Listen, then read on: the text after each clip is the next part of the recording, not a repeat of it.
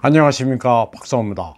독일 의회가 1930년대 소련에서 발생한 대기근 홀로도모르를 우크라이나 국민에 대한 학살이라고 선언하는 결의안을 채택했습니다.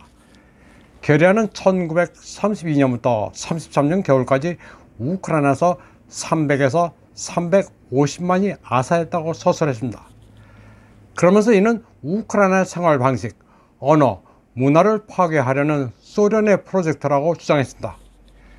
결의안은 또 독일 정부가 키예프 정권에 정치적 지원을 제공할 것과 일방적인 러시아식 역사를 서술하려는 모든 시도에 계속 단호하게 대응하라고 요구했습니다.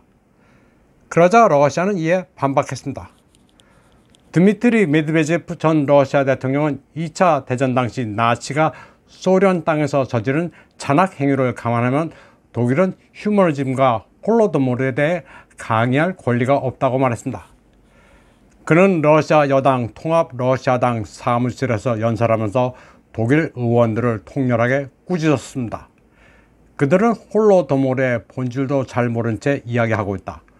고위 공직자들이 그런 주장을 하는 것은 부끄러운 일이며 독일인들은 앞으로 3대가 뉘우쳐야 한다고 말했습니다. 독일 의회의 제노사이드 규정은 얼마 전 젤렌스키 제스처에 화답하는 차원입니다. 러시아군이 키예프 등 주요 도시를 공습해 단수가 되자 인도주의에 대한 위협이라고 젤렌스키는 주장했습니다. 참고로 키예프 정권은 필사적으로 전력시설 복구에 나서고 있습니다. 변전 설비 같은 것을 유럽에서 구매하기도 힘듭니다. 그래서 키예프는 중공제 변전시설을 구입하기로 했습니다. 그리고 설비 운반은 러시아 철로를 이용하기로 했습니다. 상식적으로는 도저히 이해할 수 없는 코미디입니다. 러시아는 이를 허용할 방침입니다. 물론 돈은 내야 합니다. 이유는 간단합니다. 변전시설은 다시 복구해도 또 부수면 그만입니다. 키예프는 국민들을 먹여 살릴 자원이 없습니다. 당연히 식량도 모자랄 수밖에 없습니다. 며칠 전은 마침 우크라이나의 홀로도모르 기념일이었습니다. 키예프 당국은 홀로도모르를 기념한다면서 소녀상도 오래전에 세웠습니다. 젤렌스키는 이날 소녀상을 참배하고 밀이삭 등을 바치기도 했습니다. 기아에 수척한 모습의 소녀상은 러시아를 향한 증오의 아이콘입니다. 독일의 움직임에 대해 러시아 외교부는 우크라이나의 러시아 악마화를 서구가 후원하는 차원이라고 반박했습니다. 홀로도모르는 역사적 사실이 간단치 않습니다. 우크라이나뿐 아니라 러시아의 말도 들어봐야 전체 그림을 알 수 있습니다. 러시아의 해석에 따르면 1930년대 초 홀로도모르는 극심한 가뭄과 스탈린 치하의 강제적 농업 집단화 때문입니다. 다양한 추정에 따르면 우크라이나만 피해만 본 게 아니라 벨라루시, 카자흐스탄, 러시아도 극심한 피해를 겪어 최대 800만 명이 사망했습니다. 그러나 우크라이나는 이에 대해 침묵을 지키면서 우크라이나만 피해자라고 주장하고 있습니다. 그루지아 출신의 스탈린은 우크라이나, 남부 러시아, 카자흐스탄 등 비옥한 땅에 기반을 둔 지주계급 쿨락을 청산해 집단 농장화를 추진했습니다.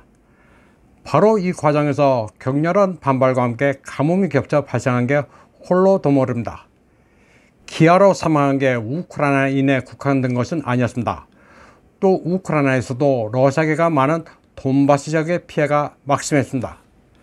그런데 키예프 정권은 스탈린이 우크라이나인만 말살하기 위해 잔혹한 행위를 자행한 것처럼 선전하며 대기근을 반러시아 캠페인의 브랜드로 사용해왔습니다.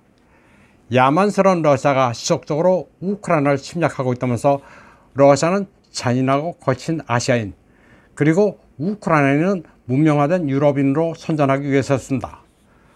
러시아는 독일의 침공으로 소련 시절 모두 2,700만이 사망했습니다. 그리고 그 당시 우크라이나는 나치 독일에 부역해 러시아인과 폴란드인, 집시, 유태인을 살해했습니다. 그러니 러시아 입장에서는 독일이 홀로도모르를 제노사이드로 규정한 데 대해 기가 막힐 수밖에 없습니다.